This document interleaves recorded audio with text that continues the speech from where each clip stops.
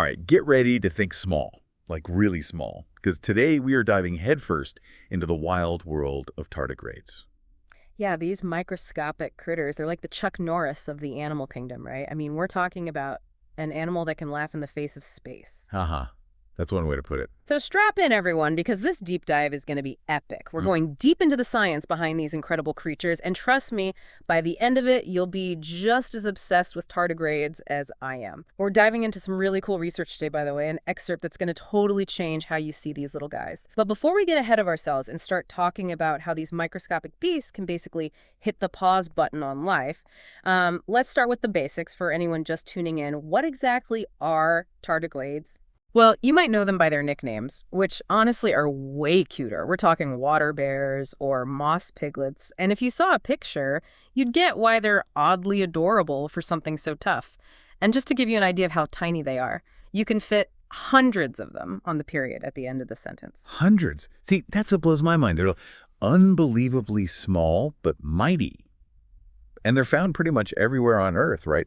You don't have to go on some crazy expedition to the Amazon to find these guys. Nope, not at all. They're like the ultimate survivors. From the tops of mountains to the bottom of the ocean, even chilling in your backyard, they're pros at adapting to pretty much any environment. Which makes their whole survival thing even more incredible. We throw around the word indestructible a lot, but with tardigrades, it might actually be true. And it all comes down to this superpower. They have cryptobiosis. Have you heard of this? Oh, yeah. It's seriously next level stuff. Like, imagine your laptop going into sleep mode to save Mhm. power, right? Cryptobiosis is kind of like that, but on a biological scale, at least that's how I think of it. That's a great analogy. Basically, when things get rough for tardigrades, and I mean really rough, they can expel almost all the water from their bodies, retract their little legs, and basically become these indestructible little barrels. It's like a state of suspended animation. They're not dead, but they're not exactly alive either. They're just existing. Existing in this state where they can survive, being frozen, boiled, blasted with radiation. I mean, we're talking about conditions that would make Superman think twice. There was that wild experiment back in 2007 where scientists sent a bunch of tardigrades into orbit, right? Yeah. Exposed them to the vacuum of space and all that intense solar radiation. What happened? Did they fry? Not even close. Not only did a bunch of them survive that cosmic onslaught, but some even laid eggs that hatched normally after they got back to Earth. Get out of here, seriously. That's insane. It's mind-boggling to think about, isn't it? Like, can you imagine being able to just Yeah. hit pause on your biology like that? It really makes you question what we even consider life, doesn't it? No kidding. But okay, how do they do it? What's the secret ingredient in their cells that lets them laugh in the face of danger? What's the secret sauce? Well, it all comes down to their unique biology. One key player is the sugar called trehalose. Trehalose. Okay, I'm intrigued. Tell me more about this magical sugar. Think of it like a kind of internal bubble wrap for their cells. When a tardigrade dries out during cryptobiosis, trehalose replaces the water in their cells, and it forms this glass-like substance. And that's the key. It protects their delicate cellular structures from being completely destroyed. So instead of turning into cellular mush, they're hitting pause on their biology thanks to this trehalose stuff. Exactly. It's like packing fragile items in those air-filled pouches. The trehalose cushions their cells and prevents any real damage. That's incredible, but their bag of tricks doesn't end there, does it? What about their DNA? Because surely all that radiation has got to do some damage, right? Oh, absolutely. But they have a solution for that too. Tardigrades have evolved these crazy efficient DNA repair mechanisms. They're like superheroes of DNA repair, quickly fixing any damage that radiation might cause and preventing harmful mutations from happening. So we've got the internal bubble wrap, the DNA pit crew. Anything else? I keep hearing about anhydrobiosis. What is that exactly? Anhydrobiosis is basically the scientific term for their superpower surviving extreme dehydration.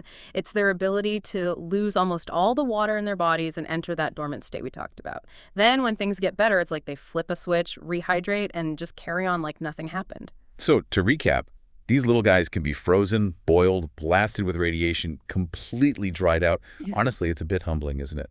It really is. Tardigrades make you realize just how diverse and resilient life can be, even in the face of, well, pretty much anything the universe can throw at them. Absolutely.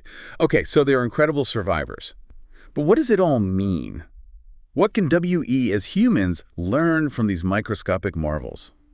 That's what we'll unpack after a quick break. And we're back.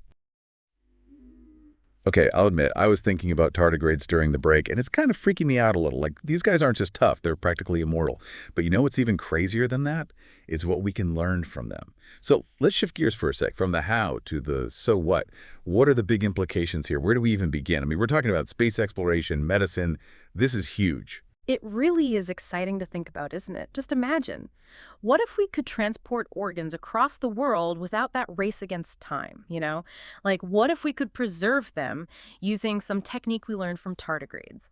Or how about protecting astronauts from that nasty cosmic radiation on those long-distance space flights? The possibilities are really kind of endless. Okay, yeah, those are some huge what ifs.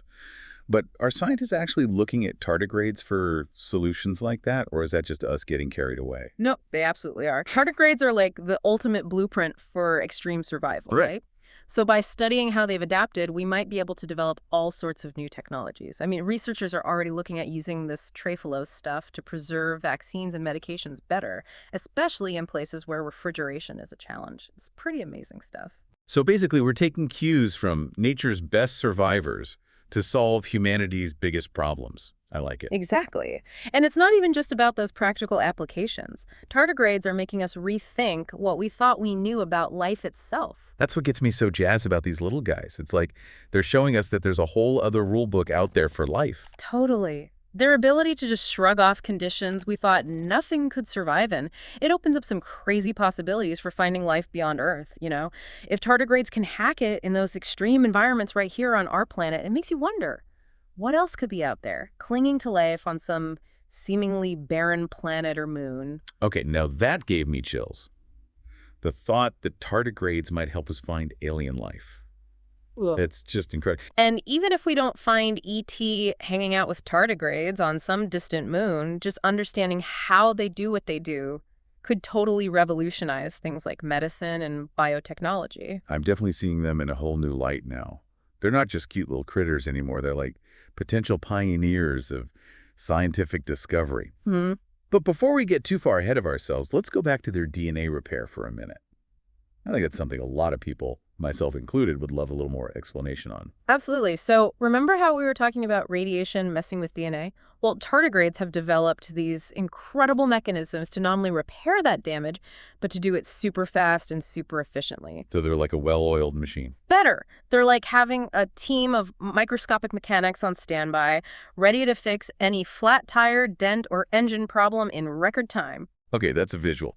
So are they constantly repairing their DNA, or is it more like a rapid response team that jumps into action when needed? Give us a peek under the hood, so to speak. Well, like any other organism, they've got a baseline level of repair going on all the time. But when something like radiation hits, which can really wreak havoc on DNA, those repair mechanisms go into overdrive. And what's really cool is that scientists have found a specific protein in tardigrades called DSIP that seems to be the key to their radiation resistance. It's like a shield that protects their DNA from the worst of it. DSUP, is that short for damage suppressor or something? Because that's a pretty fitting name. It is. It stands for damage suppressor protein. And researchers are studying it like crazy to see if we can use its powers for ourselves. Imagine protecting healthy cells during radiation therapy for cancer, or even creating new ways to shield astronauts from that cosmic radiation. Mind-blowing.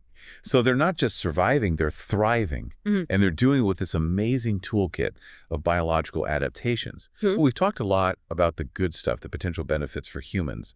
What about the downsides? Are there any ethical things we need to be thinking about here? That's the million-dollar question, and it's one that scientists are wrestling with right now. It's a lot to wrap your head around. On one hand, we got these microscopic animals that could hold the secrets to some seriously groundbreaking stuff. Yeah. But on the other, we have to be careful, right?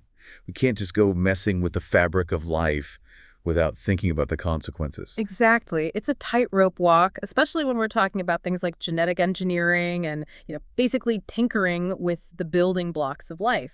So where do we go from here?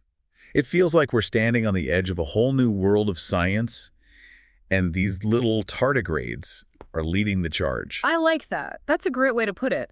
I mean, they've proven that life is way tougher and more adaptable than we ever thought. Who knows what we'll discover as we keep digging into their little survival secrets. It's like that saying, the universe is full of wonders. If we only know where to look. And tardigrades. They've given us a pretty good starting point, that's for sure. They really have.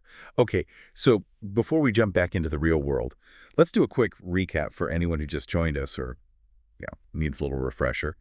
We learned that tardigrades are these super resilient creatures that can survive some seriously extreme conditions. Mhm. But even cooler than that is their potential to completely change how we approach things like medicine, space travel, and even our understanding of life itself.